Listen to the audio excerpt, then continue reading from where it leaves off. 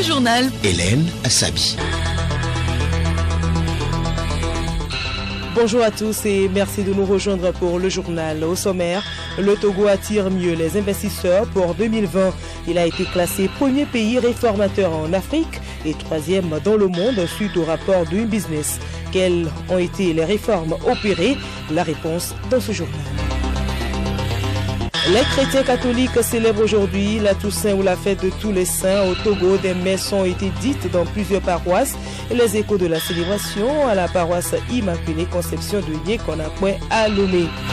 Protection sociale en Afrique, les 15 pays de la conférence interafricaine de la prévoyance sociale CIPRES s'engagent à garantir le droit de l'homme sur le continent. Un document sur la circulation des biens et des personnes a été validé hier. Et puis sport football, le championnat national de football de première division sera à sa troisième journée ce dimanche. Asco de Kara reçoit Maranatha de Tioko, très mal en point. Duel fratricide entre Sarasport de Bafilo et Semassi de Sokode, Gomido et Zobibi. Et en temps de pied ferme, les Anges de Noche. radiolomé.tg. Mesdames et messieurs, une fois encore, bonjour. Le rapport Doing Business publié la semaine dernière par la Banque mondiale note que le Togo est le premier pays qui a fait plus de réformes en Afrique en matière d'amélioration du climat des affaires au cours de la période 2018-2019. Un succès salué par tous les acteurs avec à la tête le chef de l'État Faure Essoz-Mnagna Singbe qui se projette déjà dans l'avenir. Comment en est-on arrivé là? Gabriel Ayena nous en parle. La Banque mondiale classe les pays pour leur évaluation généralement sous 10 indicateurs. Le Togo cette année a été évalué sous 5 principaux indicateurs, à savoir l'obtention de prêts qui fait gagner 96 places, le transfert de propriété avec 71 places, la création d'entreprises avec un bond de 59 places et l'obtention de permis de construire et le raccordement à l'électricité qui gagne chacun 6 places pour le Togo. Ces réformes classent le Togo 97e sur les 190 économies soumises au processus et fait une progression de 40 places contre 19 l'an dernier, ce qui crédite notre pays de 62,3 points. Pour les différents acteurs, les Togolais bénéficient largement des réformes effectuées, avec à la clé la diminution des coûts de certaines opérations, le gain de temps et la suppression de certaines procédures. Ceci profite aux opérateurs économiques et à tous les acteurs en général dans plusieurs domaines.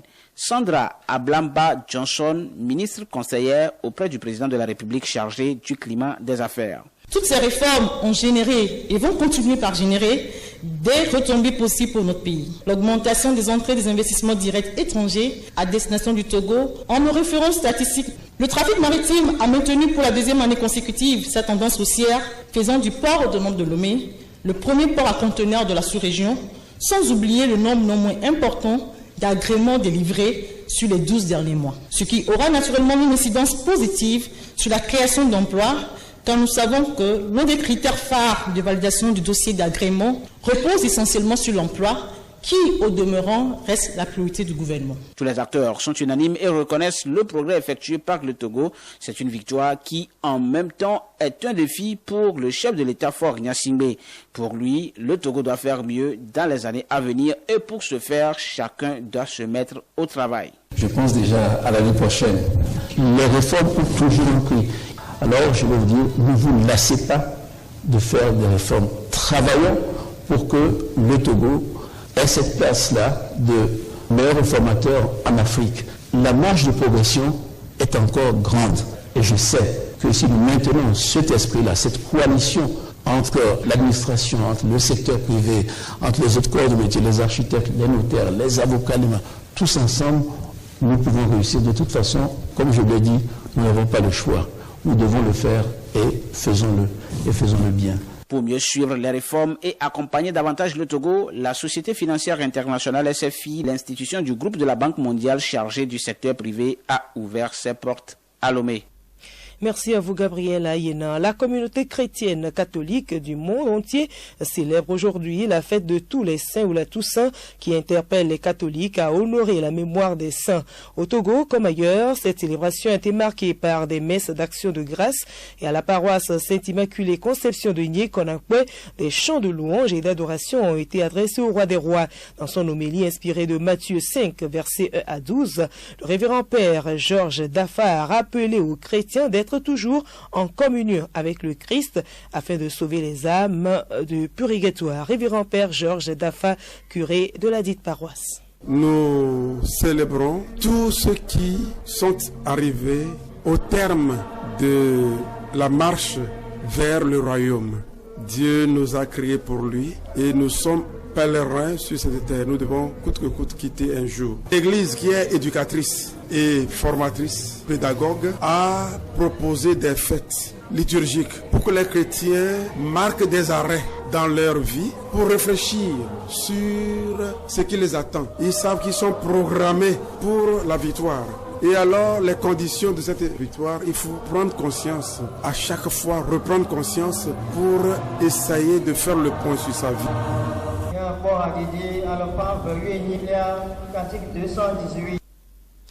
Comme son nom l'indique, la Toussaint est la fête de tous les saints. Chaque 1er novembre, l'Église honore ainsi la foule innombrable de ceux et celles qui ont été de vivants et illuminés témoins du Christ. Cette fête est donc aussi l'occasion de rappeler que tous les hommes sont appelés à la sainteté par des chemins différents, parfois surprenants ou inattendus, mais tous accessibles. Plusieurs fidèles étaient donc présents à cette messe et certains se prononcent. Je viens célébrer avec l'Église entière ces hommes et ces femmes qui ont déjà triomphé et qui sont dans la gloire de Dieu. Ces hommes et ces femmes qui sont arrivés au terme de leur vie terrestre et qui déjà dans la gloire de Dieu célèbrent le Seigneur notre Dieu Tout-Puissant et qui de là-haut prie pour nous également. La fête de la Toussaint, c'est une fête purement catholique où l'on collabore tous les saints du monde entier parce que les catholiques croient en des saints qui sont auprès de Dieu et qui intercèdent pour nous qui sont ici-bas sur la terre. Donc c'est le jour-là que nous les couvrons tous les saints du monde entier là pour pouvoir les prier et afin qu'ils intercèdent pour nous aussi qui sont sur la terre.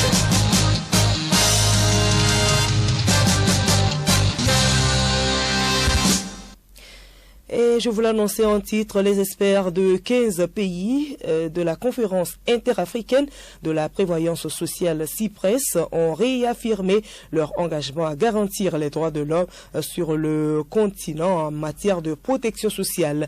Ils ont donc validé hier le document qui permet une meilleure circulation des biens et des personnes. Hortense Djoua.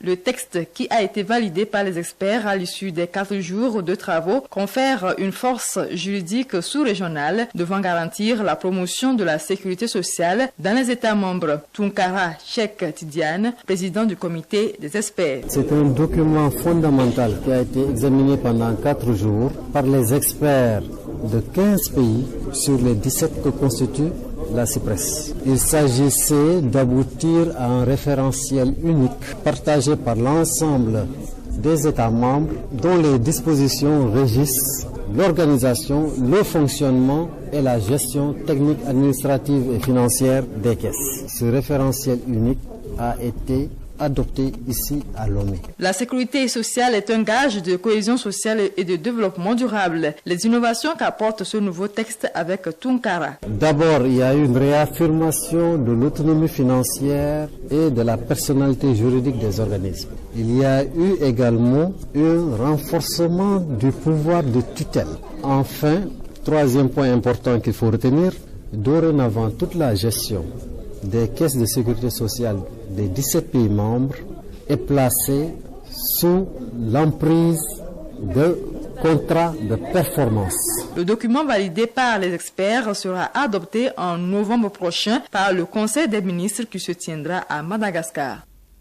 Le collège d'enseignement général d'initiative locale de Hungomé dispose désormais d'eau potable. L'association Vision Solidaire Togo et Intercède de France ont offert un forage, du matériel didactique et des jeux de maillot à l'établissement. Le forage a été inauguré en présence du maire de Golfe 7 et de l'adjoint au maire de la commune de Nevers en France. Yacoub Ouahabou, Geneviève Pognon.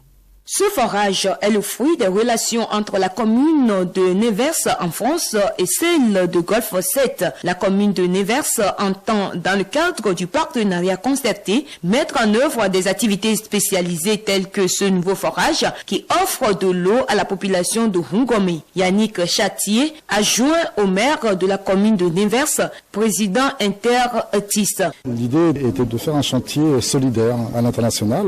C'est trouver une relation qui s'est construite avec une autre association ici localement, Voisins Solidaires, qui fait que nous nous trouvons aujourd'hui ici pour aider ce collège avec le forage pour justement donner l'accès à l'eau à tous ces collégiens et aux personnes environnantes. J'espère que c'est que le début d'une collaboration, premièrement, et deuxièmement, c'est également avec M. le maire, nous nous en sommes entretenus hier toute l'après-midi. C'est un jumelage entre les villes communes de Golfe 7 et la commune de Nevers pour d'autres coopérations, d'autres partenariats dans d'autres domaines de manière plus large.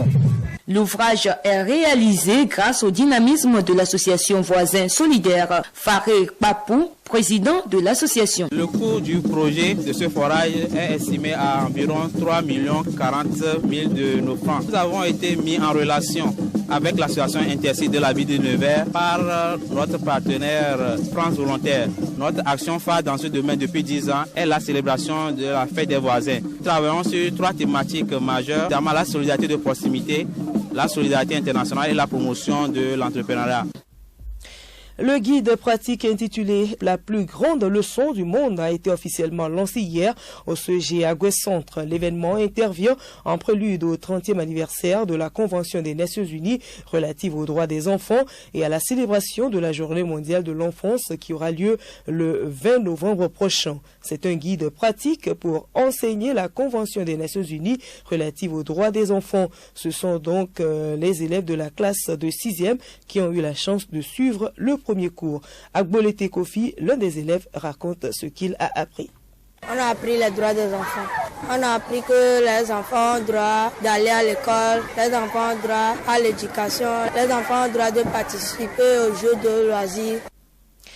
Attirer l'attention des artisans sur leur place et contribution à la croissance économique nationale, c'est l'objectif d'une rencontre hier à Lomé, organisée par le Fonds d'appui aux initiatives économiques des jeunes FAEJ. La rencontre entend les amener à voir l'intérêt de se mettre en valeur. Malik Ayeva, consultant formateur. Il y a déjà un problème d'information. C'est vrai qu'il y a des facteurs d'environnement qui capotent tout le reste. Beaucoup d'artisans togolais ne sont pas fiers parce qu'ils n'ont pas de ces stories. Ils ne savent pas que derrière, c'est eux qui font le monde. On ne prend pas le temps de leur expliquer. Ils ne le savent même pas parce qu'il n'y a pas de modèle. Il y a tous ces problèmes derrière. Beaucoup sont mal formés, beaucoup n'ont pas la bonne information, beaucoup ne prennent même pas au sérieux ce métier qu'ils ont appris parce qu'autour d'eux, on ne leur montre même pas qu'ils ont de la valeur. C'est tout cela le problème derrière.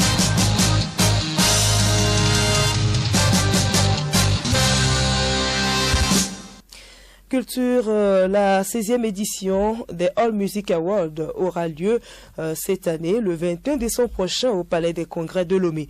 L'information a été rendue publique hier à Lomé par les organisateurs de l'événement. 17 catégories sont retenues pour cette édition qui sera une fois encore l'occasion pour les artistes, fans et mélomanes de savourer et de célébrer la musique togolaise. Les candidatures sont ouvertes à compter d'hier. Patrick Blandé, président du comité d'organisation. Ce lancement, c'est pour donner le signal au public que la grande soirée des All Music Awards, la 16e édition, aura lieu au Palais des Congrès de Lomé le 21 décembre 2019 à 19h. Donc nous demandons à tous les acteurs du showbiz togolais d'être de la soirée. L'objectif pour nous, c'est de faire en sorte à mettre l'artiste de la chanson togolaise en compétition pour qu'il puisse faire des œuvres de qualité. Nous poursuivons avec l'agenda culturel. La 10e édition du Grand Show Calebasse Challenge se déroule cette année du 9 au 11 novembre à Lomé, pendant que le All Music Award se tient le 21 décembre prochain. La chorale La Belle Mélodie, quant à elle, donne rendez-vous aux amoureux de la musique classique ce vendredi à partir de 19h30 pour un concert inédit. Et nous retrouvons Gabriel Ayena. Effectivement, la chorale Belle Mélodie de l'école de musique La Belle Mélodie invite effectivement ce 1er novembre, jour de la fête de tous les saints, le public de Lomé, amateur et amoureux de la musique classique, à un grand concert live à Agora Senghor à Lomé. Ce sera une rencontre qui sera marquée par des prestations et l'expression du talent de cette chorale, mais surtout un rendez-vous de partage avec l'orchestre symphonique Music and Peace venu de Lille en France. Le déplacement s'impose donc. David Coquerel, président de la chorale La Belle Mélodie. Ça se déroule en 3 parties, donc chacun peut se retrouver. Dans une première partie, l'orchestre. Qu'est-ce que l'orchestre? C'est quoi? Qu'est-ce que ça donne? On l'écoute, on va découvrir. Les morceaux sont très variés, d'une époque à une autre. Vivaldi, il y a Mozart, musique de nuit, très connue, sont interprétés. Tchaïkovski. Deuxième partie, on va découvrir une chorale qui chante des morceaux de haut niveau, qu'on n'a pas l'habitude d'écouter. Troisième partie, l'orchestre qui accompagne donc la chorale avec des morceaux variés, même un des morceaux de chez nous et un morceau de l'Afrique. Je ne pense pas qu'on peut rester insensible à ça. L'artiste comédien, slameur et chroniqueur à la télévision togolaise Menteur Ambulant a lancé l'acte 10 de son événement dénommé le Grand Show Calebasse Challenge. L'édition 2019 se tiendra du 7 au 11 novembre prochain. Plusieurs slameurs et artistes viendront de partout pour célébrer les mots. Des innovations apportées cette année avec le promoteur du Grand Show Calebasse Challenge, Kokouvi Zakli, alias Menteur Ambulant. Hormis les spectacles que les artistes vont offrir, nous mettons beaucoup plus l'accent sur le travail scientifique qui est fait avec le slam ici au Togo, à savoir les ouvrages écrits et surtout les travaux de Momo Kankwa qui consistent en un travail de titan sur le plurilinguisme. Par rapport à nos lauréats, on a tout fait pour obtenir des stages assez jeunes, puisque la plupart sont des étudiants. Il faut avoir de l'expérience avant d'aller sur la vie active.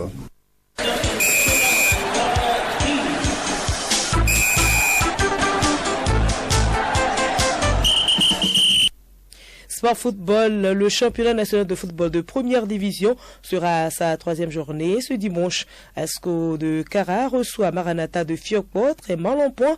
Duel fratricide entre Sarasport de Bafilo et Simasi de Sokode. Gomido et Zobibi attend de pied ferme les anges de Nocha. Henri Ochocho.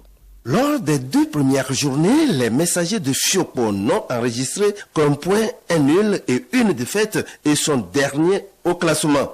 Les protégés d'Amélie Gabriel sont véritablement dans de mauvais draps avant leur déplacement sur Kara, surtout que Asco, 8e avec 2 points, n'a aucunement envie de perdre de nouveau des points à domicile. Le match de la 3e journée opposant Sarasport à Semassi sonne comme un duel entre frères. 3e au classement, Sarasport se comporte plutôt bien et ne voudra surtout pas perdre à domicile, même si les guerriers de Tchaoudjo, 3 points en 2 matchs, commencent par y croire.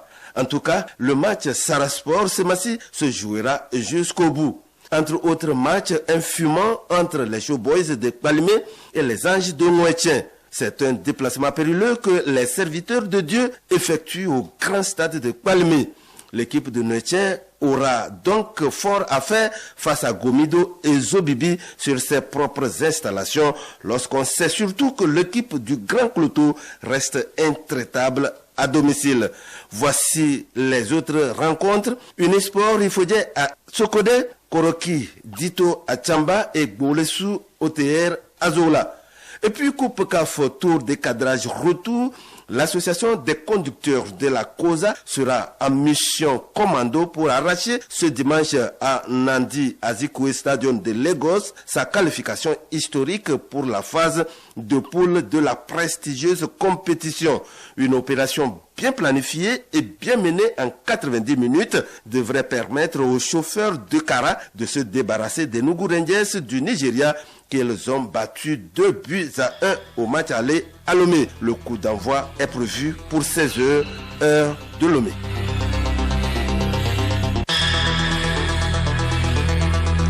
Fin de ce journal, merci de l'avoir suivi et retenu pour l'essentiel que le Togo attire mieux les investisseurs pour 2020.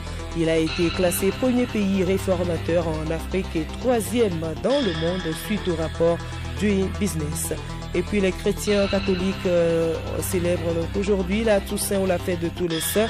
Au Togo, des messes ont été dites dans plusieurs paroisses et vous avez eu dans ce journal les échos de la célébration à la paroisse Immaculée Conception de Nyé-Konakwe à Lomé.